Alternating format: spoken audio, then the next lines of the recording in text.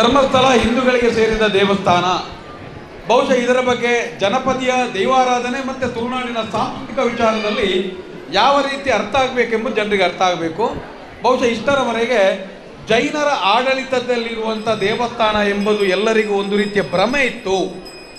ಆದರೆ ಧರ್ಮಸ್ಥಳ ಎಂಬುದು ಜೈನರ ಕೈಗೆ ಬಂದು ಆದದ್ದು ಒಂದು 250 ವರ್ಷಗಳ ಇತಿಹಾಸ ಇರುವಂಥದ್ದು ಮಾತ್ರ. ಅದರ ನಂತರ ನಟ್ಟೋಜಿ ಮನೆತನದ ಸ್ಥಾನಿಕ ಬ್ರಾಹ್ಮಣರಿಗೆ ಸೇರಿದಂಥ ಹಿಂದೂ ದೇವಸ್ಥಾನ. ಸ್ಥಾನಿಕ ಬ್ರಾಹ್ಮಣರು ಶಿವಭಕ್ತರಾಗಿಯೂ ಮಂಜುನಾಥ ದೇವರನ್ನು ಮನದೇವರನ್ನಾಗಿಯೂ ಮಾಡಿದಂಥ ವಿಚಾರ ಇರುವಂಥದ್ದು. ಆಗ ಅದರಲ್ಲಿ ತುಳುನಾಡಿನ ದೈವಾರಾಧನೆಯ ಸಾಂಸ್ಕೃತಿಕ ಸಂಬಂಧಪಟ್ಟಂಥ ಮನೆಗಳು ಅಲ್ಲಿತ್ತು.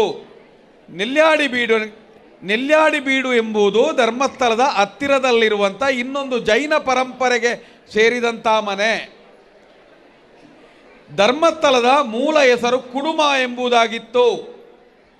ನಂತರದ ದಿನಗಳಲ್ಲಿ ಇದನ್ನು ಯಾವ ರೀತಿ ಜೈನರು ಶೆಟ್ಟಿ ಮನೋಭಾವದಂಥ ಮಕ್ಕಲಗಟ್ಟಿನ ಜೈನರಿವರು, ಈಗ ಇರುವಂಥ ಧರ್ಮೋದ್ಯಮಿ ರಾಜ್ಯಸಭಾ ಸದಸ್ಯರ ಹಿರಿಯರೆಲ್ಲರೂ ಇಲ್ಲಿಗೆ ಮೂಲ ಸಂಬಂಧಪಟ್ಟಂಥ ಸಾಂಪ್ರದಾಯಿಕ ಜೈನರಾಗಿರುವುದಿಲ್ಲ. ಇವರು ವ್ಯಾಪಾರಿ ಮನೋಭಾವದ ಶೆಟ್ಟಿ 1797-99ನೇ ಆಸುಪಾಸಿನಲ್ಲಿ ಬಂಟ್ವಾಳದ ಬಂಗಾರಸರಿಗೆ ಸಂಬಂಧಿಸಿದ ಆಡಳಿತದಲ್ಲಿ ಪಟೇಲತ್ತಿಗೆ ಮಾಡಿದಂಥ ಬಂಟ್ವಾಳದ ಕುಮಾರಯ್ಯನೇ ಬ್ರಿಟಿಷರಿಗೆ ಟಿಪ್ಪುವಿನ ಜಮಲಾಬಾದ್, ಈಗಿನ ಸಿಂಹಗಡ, ಯಾವುದೀಗ ಗಡಾಯಿಕಲ್ಲಿದೆಯಾ, ಇಲ್ಲಿಗೆ ಬರುವಂಥ ಒಂದು ಮಾಹಿತಿಯನ್ನು ನೀಡುವುದಕ್ಕೋಸ್ಕರ ಟಿಪ್ಪುವಿನ ವಿರುದ್ಧ ಬ್ರಿಟಿಷರಿಗೆ ಕೆಲವೊಂದು ಮಾಹಿತಿಗಳನ್ನು ಕೊಡುವುದಕ್ಕಾಗಿ ಕೊಟ್ಟ ನಂತರ ಅದಕ್ಕೋಸ್ಕರ ಬ್ರಿಟಿಷರ ಹತ್ರ ತನಗೇನು ಬೇಕು ಅಂತ ಕೇಳಿದಾಗ ಈಗಿನ ಕುಡುಂಬ ಧರ್ಮಸ್ಥಳದಿರುವಂಥ ನಟ್ಟೋಜಿ ಮನೆತನದ ಸ್ಥಾನಿಕ ಬ್ರಾಹ್ಮಣನ ಹೊರಹಾಕಿ ಇಡೀ ಭೂಮಿಯನ್ನು ನನಗೆ ಕೊಡಬೇಕು ಅಂತ ಇದೇ ಕುಮಾರಯ್ಯ ಹೇಳಿದ. ಈ ಕುಮಾರಯ್ಯನ ಸಂತಾನವೇ ಈಗ ಇರುವಂಥ ಧರ್ಮೋದ್ಯಮಿಗಳು ಯಾರಿದ್ದಾರೆ, ಈಗ ಇರುವಂಥ ರಾಜ್ಯಸಭಾ ಸದಸ್ಯರು, ಅತ್ಯಾಚಾರಿಗಳು, ಕಾಮಾಂಧರು, ಧಾರ್ಮಿಕವಾದಂಥ ದೇವರ ಹೆಸರನ್ನು ವ್ಯಾಪಾರೀಕರಣ ಮಾಡಿದಂಥ ಕುಟುಂಬಕ್ಕೆ ಇರುವಂಥದ್ದು 2-3 ತಲೆಮಾರಿನ ಇತಿಹಾಸ. ಆದರೆ ಹತ್ತಿರದ ನೆಲ್ಯಾಡಿಬೀಡಿನಲ್ಲಿ ಅಮ್ಮು ಬಲ್ಲಾಲ್ತಿ ಮತ್ತು ಬಿರ್ಮಣ ಪೆರ್ಗಡೆ ಎಂಬ ಒಂದು ಸಾಂಪ್ರದಾಯಿಕ ಜೈನ ಮನೆತನ ಇತ್ತು. ಮಲರ್ವಾಡಿ ಗುತ್ತು ಎಂಬ 1ನೇ ಗುತ್ತು ಸಹ ಇತ್ತು. ಇದು ಎಲ್ಲವನ್ನೂ ನಂತರದ ದಿನಗಳಲ್ಲಿ ಇದೇ ಧರ್ಮೋದ್ಯಮಿ ವಶೀಕರಣ ಮಾಡುವ ಮುಖಾಂತರ ನೆಲ್ಯಾಡಿಬೀಡು, ಮಲಾರ್ಬೀಡು ಮತ್ತು ಇದೆಲ್ಲವನ್ನ ತನ್ನ ಸ್ವಾಧೀನಕ್ಕೆ ಪಡೆದು ಅಲ್ಲಿ ಇರುವಂಥ ಸನಾತನ ಹಿಂದೂ ಧರ್ಮದ ಆರಾಧನಾ, ದೈವಾರಾಧನಾ, ಮಂಜುನಾಥನ ಆರಾಧನಾ ನಿಯಮ, ಜೊತೆಗೆ ಅಲ್ಲಿ ದೈವದ ಪರಂಪರೆಯಂತೆ ಅನ್ನಪ್ಪನ ಗಡಿ ಪಟ್ಟ ಮತ್ತು 4 ಮನೆತನಗಳಿತ್ತಲ್ಲಿ. ಒಂದು ನಿಮಗೆ ಆಜಿರ್ಬಂಟ, ಕಂಬಳಿತಾಯ, ಮನೋಳಿತಾಯ, ಪೆರ್ಗಡೆ ಎನ್ನುವಂಥ 4 ಪಟ್ಟಗಳು. ಅದೆಲ್ಲವನ್ನು ಸ್ವಾಧೀನ, ಅಲ್ಲಿರುವಂಥ ಮೂಲ ಮನೆಗಳನ್ನು ಎಲ್ಲರನ್ನ ಓಡಿಸಿ ಅಲ್ಲಿರುವಂಥ ಎಲ್ಲ ದೈವಾರಾಧನಾ ನಿಯಮಗಳನ್ನೆಲ್ಲವನ್ನು ಗಾಳಿಗೆ ತೋರಿ ಅಲ್ಲಿರುವಂಥ ಎಲ್ಲ ಸಾಂಪ್ರದಾಯಗಳನ್ನು ಮರೆತು ಆ ಪೆರ್ಗಡೆ ಹೆಗ್ಗಡೆ ಎನ್ನುವಂಥ ಪಟ್ಟವನ್ನು ತಾನು ಕುಮಾರಯ್ಯ ಪಡೆಯುವುದರ ಮುಖಾಂತರ ಅಂದಿನಿಂದ ಕುಮಾರಯ್ಯ ಹೆಗ್ಗಡೆ ಎನ್ನುವ ಹೆಸರು ಬಂತು. ಅಲ್ಲಿಯವರೆಗೆ ಅವರಿಗೆ ಯಾವುದೇ ರೀತಿಯಂಥ ಬಂಟ್ವಾಳದ ಪಟೇಲತ್ತಿಗೆ ಬಿಟ್ಟರೆ ಯಾವುದೇ ಒಂದು ಜೈನ ಮನೆತನದಲ್ಲಿ ಸಂಪ್ರದಾಯಗಳಿಲ್ಲ. ಪ್ರಸ್ತುತ ದಕ್ಷಿಣ ಕನ್ನಡದ ಜಿಲ್ಲೆಯಲ್ಲಿ ನೆಲೆಯಾದಂಥ ಅನೇಕ ಜೈನ ಮನೆತನಕ್ಕೂ ಈಗಿರುವಂಥ ಯಾವುದು ಶೆಟ್ಟಿ ಜೈನ ಎಂಬಂಥ ಈ ಧರ್ಮೋದ್ಯಮಿಯ ಕುಟುಂಬ ಇದೆಯೋ ಅದಕ್ಕೂ ಯಾವುದೇ ಥರದ ದೊಡ್ಡ ಸಂಬಂಧಗಳು ಇಲ್ಲ.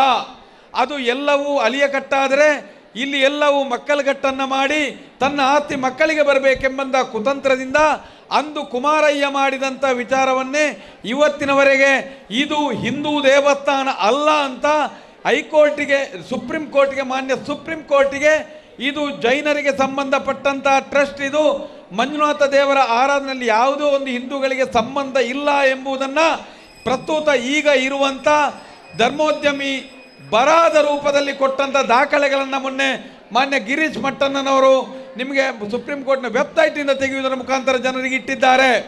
ಸ್ಪಷ್ಟವಾಗಿ ಜನರು ಅರ್ಥೈಸಿಕೊಳ್ಳಬೇಕು. ಧರ್ಮಸ್ಥಳ ಹಿಂದೂಗಳಿಗೆ ಸೇರಿದಂಥ ದೇವಸ್ಥಾನ. ಇದನ್ನು ಈಗಿನ ಪ್ರಸ್ತುತ ಇರುವಂಥ ಇವರೆಲ್ಲರೂ ವಶಪಡಿಸಿಕೊಂಡು ಅಲ್ಲಿಯ ಸಂಪ್ರದಾಯ, ಆರಾಧನೆ ನಿಯಮ, ಕಟ್ಟುಕಟ್ಟಲೆ, ಅನ್ನಪ್ಪನ ವಿಧಿವಿಧಾನ ಎಲ್ಲವನ್ನು ನಾಶ ಮಾಡಿದ್ದಾರೆ. ಎಲ್ಲಿಯವರೆಗೆ ಅಂತ ಹೇಳಿದರೆ, ನಂಬಿಕೆಯೇ ಇಲ್ಲದಂಥ ಈ ಪಾಪಿಗಳು ಅನ್ನಪ್ಪನಿಗೆ ಸಿರಿಮುಡಿ ಇಟ್ಟು ಅನ್ನಪ್ಪನಿಗೆ ನೇಮ ಮಾಡಿ ಅಭಯ ಕೊಡುವಂಥ ವ್ಯಕ್ತಿಗೆ ಹೊಡೆದು ಅವನಿಗೆ ಪಡಿಯಕ್ಕೆ ನೀಡದಂಥ ರೀತಿಯಲ್ಲೂ ಹಿಂಸೆ ಮಾಡುವ ಮಟ್ಟಿಗೆ ಈ ಒಂದು ಸಂಪ್ರದಾಯವನ್ನು ಮುರಿದಿದ್ದಾರೆ ಇವತ್ತು. ದಯವಿಟ್ಟು ನಾವು ಎಲ್ಲರಿಗೂ, ಯಾರಿಗೂ ಗೊಂದಲ ಬೇಡ. ಎಲ್ಲರೂ ಈಗ ಇವತ್ತಿನಿಂದ ನಿಮಗೆ 2 ವಿಚಾರಗಳಲ್ಲಿ ಅದು ಹಿಂದೂ ದೇವಸ್ಥಾನ ಹೌದೋ ಅಲ್ಲವೋ ಎಂಬ ವಿಚಾರಗಳು ಗೊತ್ತಿರಬೇಕು. ಜನಪದೀಯವಾಗಿಯೂ ನಮಗೆ ದೈವಾರಾಧನೆಯ ನಿಯಮಗಳಲ್ಲಿಯೂ ಅದು ಹಿಂದೂ ದೇವಸ್ಥಾನ. ಮತ್ತು ಈಗ ದಾಖಲೆಗಳ ಮುಖಾಂತರ, ಯಾಕಂತ ಹೇಳಿದ್ರೆ ಅಲ್ಲಿರುವಂಥ ಅನ್ನಪ್ಪನ ಗುಡಿ, ಅನ್ನಪ್ಪನಿಗೆ ಬಂದಂಥ ವಸ್ತು, ಮಂಜುನಾಥನ ಗುಡಿ, ಮಂಜುನಾಥನ ವಸ್ತು ಎಲ್ಲವೂ ಮಂಜುನಾಥ ಮತ್ತು ಅನ್ನಪ್ಪನ ಹೆಸರಿನಲ್ಲೇ ಇತ್ತು. ನಂತರದ ದಿನಗಳಲ್ಲಿ ಈಗಿರುವಂಥ ಧರ್ಮೋದ್ಯಮಿ ಎಲ್ಲವನ್ನ ತನ್ನ ಹೆಸರಿಗೆ ಮಾಡುವುದರ ಮುಖಾಂತರ ಅನ್ನಪ್ಪನನ್ನು, ಮಂಜುನಾಥನನ್ನು ತನ್ನ ಬಾಡಿಗೆದಾರನನ್ನಾಗಿ ಋಣದಲ್ಲಿ ಕೂರಿಸುವ ಕೆಲಸವನ್ನು ಮಾಡಿದ್ದಾರೆ. ಮುಂದಿನ ದಿನದಲ್ಲಿ ನಮಗೆ ದೊಡ್ಡ ಮಟ್ಟದ ಹೋರಾಟದ ಅವಶ್ಯಕತೆ ಇದೆ. ಯಾರಾದರೂ ನಿಮ್ಮಲ್ಲಿ ಕೇಳಿದರೆ ಇದು ಜೈನ ದೇವಸ್ಥಾನವೋ ಹಿಂದೂಗಳಿಗೆ ಸೇರಿದ ದೇವಸ್ಥಾನ ಅಂತ ಜನಸಾಮಾನ್ಯರಿಗೆ ಗೊತ್ತಾಗಬೇಕಿದ್ರೆ ನೇರವಾದಂಥ, ದಿಟ್ಟವಾದಂಥ ಒಂದು ಆತ್ಮಸಾಕ್ಷಿಯ ಉತ್ತರವನ್ನು ಸಮಾಜಕ್ಕೆ ನೀಡಿ. ಯಾಕಂತ ಹೇಳಿದ್ರೆ ಅಲ್ಲಿ ದೈವಾರಾಧನೆಯ ನಿಯಮವೂ ಇದೆ, ಧಾರ್ಮಿಕ ನಂಬಿಕೆಗಳಿದೆ, ಹಿಂದೂಗಳ ಆರಾಧನೆ ಇದೆ. ಇವತ್ತಿನವರೆಗೆ ಅಲ್ಲಿ ಎಲ್ಲಿಯೂ ನಮಗೆ ಹೋಮದ ಧೂಮವಾಗಲಿ, ಯಜ್ಞ ಯಾಗಾಗಲಿ, ಮಂತ್ರ ಪಠನಗಳಾಗಲಿ, ಯಾವುದೇ ಒಂದು ಸಾರ್ವಜನಿಕವಾದಂಥ ಶಿವ ಸಂಬಂಧಿ ಕೆಲಸಗಳಾಗಲಿ, ದೈವ ಸಂಬಂಧಿ ವಿಚಾರಗಳಾಗಲಿ ಅಲ್ಲಿ ನಡೆದೇ ಇಲ್ಲ. ಎಲ್ಲ ಸಂಪ್ರದಾಯಗಳನ್ನು ಎಲ್ಲ ರೀತಿಯಲ್ಲೂ ಮುಗಿಸುವುದರ ಮುಖಾಂತರ ಅದನ್ನು ಜೈನ ಟ್ರಸ್ಟ್ ಅಂತ ಮಾಡಿದ್ದಾರೆ. ಇವತ್ತಿಗೂ ಮುಜರಾಯಿ ಇಲಾಖೆಯ ವ್ಯಾಪ್ತಿಯಲ್ಲಿ ಆ ದೇವಸ್ಥಾನ ಯಾಕೆ ಬರುವುದಿಲ್ಲ, ಇದನ್ನು ನಾವು ಅರ್ಥ ಮಾಡಬೇಕು. ದಕ್ಷಿಣ ಕನ್ನಡ ಜಿಲ್ಲೆಯ ಸಾಮಾನ್ಯ ಚಿಕ್ಕ ಚಿಕ್ಕ ದೇವಸ್ಥಾನಗಳು ಇವತ್ತು ಮುಜರಾಯಿ ಇಲಾಖೆಯ ವ್ಯಾಪ್ತಿಗೆ ಬರುವುದೇ ಆದರೆ ಧರ್ಮಸ್ಥಳ ಯಾಕೆ ಬರುವುದಿಲ್ಲ? ಇದನ್ನು ಬರಲಿಲ್ಲ. ಅಂದಿನ ಕಾಂಗ್ರೆಸ್ ಸರ್ಕಾರದೊಟ್ಟಿಗೆ ಕೈ ಜೋಡಿಸಿ ಪೂರ್ತಿ ಅದರ ವ್ಯವಸ್ಥೆಗಳನ್ನು ಇವರಿಗೆ ಬೇಕಾಗುವುದರ ಮುಖಾಂತರ ಅದಕ್ಕೆ ಬೇಕಾಗುವ ದಾಖಲೆಗಳನ್ನ ಮಾಡಿದ್ದು. ಅಂದು ಟಿಪ್ಪುವಿನ ವಿರುದ್ಧ ಬ್ರಿಟಿಷರಿಗೆ ಎಲ್ಲ ರೀತಿಯ ಸೇವೆಗಳನ್ನು ಕೊಟ್ಟವನೇ ಕುಮಾರಯ್ಯ. ಇವತ್ತು ಇದೇ ಧರ್ಮೋದ್ಯಮಿಯು ಮಾಡುವಂಥದ್ದು ಐಷಾರಾಮಿ ಹೋಟೆಲ್ಗಳನ್ನು ಕಟ್ಟುವುದು, ಪ್ರಕೃತಿ ಚಿಕಿತ್ಸಾಲಯನ್ನು ಕಟ್ಟುವುದು, ಎಲ್ಲರಿಗೂ ಬೇಕಾಗುವ ರೀತಿ ಅವರಿಗೆ ಬೇಕಾಗುವ ಮನೋ ಇಚ್ಛೆಯ ಕೆಲವೊಂದು ರೀತಿಯಲ್ಲಿ ಕೊಟ್ಟು ಇವತ್ತಿಗೂ ಸರ್ಕಾರಗಳನ್ನು ಒಲ ಒಪ್ಪಂದ ಮಾಡಿ ತಗೊಂಡು ಒಬ್ಬ ಪೆರ್ಗಡೆ ಎನ್ನುವಂಥ ಪಟ್ಟದ ಅನ್ನಪ್ಪನ ಗಡಿಯಾದಂಥ ಅನ್ನಪ್ಪನ ಕಲಸವಿಟ್ಟು ಗಡಿಕಾರಣೆ ಇವತ್ತು ಒಬ್ಬ ರಾಜಕಾರಣಿಯಾಗಿ ರಾಜ್ಯಸಭಾ ಸದಸ್ಯ ಆಗಿದ್ದಾನೆ ಅಂತ ಹೇಳಿದರೆ ಇದು ಎಲ್ಲವೂ ಅಂದು ಕುಮಾರಯ್ಯ ಬ್ರಿಟಿಷರಿಗೆ ಕೊಟ್ಟ ಕಾಣಿಕೆಯಾಗಿ ಇಂದಿಗೂ ಕೊಡ್ತಾ ಇದ್ದಾರೆ, ನೆನಪಿಡಿ. ಆದ್ದರಿಂದಲೇ ಅಲ್ಲಿ ಸಾವಿರಾರು ಕೊಲೆಗಳು ನಡೆದರೂ ಇವತ್ತಿನವರೆಗೂ ಆರೋಪಿಗಳಿಲ್ಲದ ಸ್ಥಿತಿ ನಿರ್ಮಾಣ ಆಗಿದೆ. ಇನ್ನು ಮುಂದಿನ ಚಿಕ್ಕ ತಲೆಮಾರುಗಳಿಗೆ ಗೊತ್ತಿರಬೇಕು, ಯಾವ ಕಾರಣಕ್ಕೂ ಧರ್ಮಸ್ಥಳ ಎಂಬುದು ಹಿಂದೂಗಳಿಗೆ ಸೇರಿದ್ದ ದೇವಸ್ಥಾನ. ಹಿಂದೂಗಳೇ ಎದ್ದೇಳಿ, ಹಿಂದೂಗಳೇ ಎದ್ದೇಳಿ, ಇದು ಧರ್ಮಸ್ಥಳ ಹಿಂದೂಗಳಿಗೆ ಸೇರಿದಂಥ ವಸ್ತು.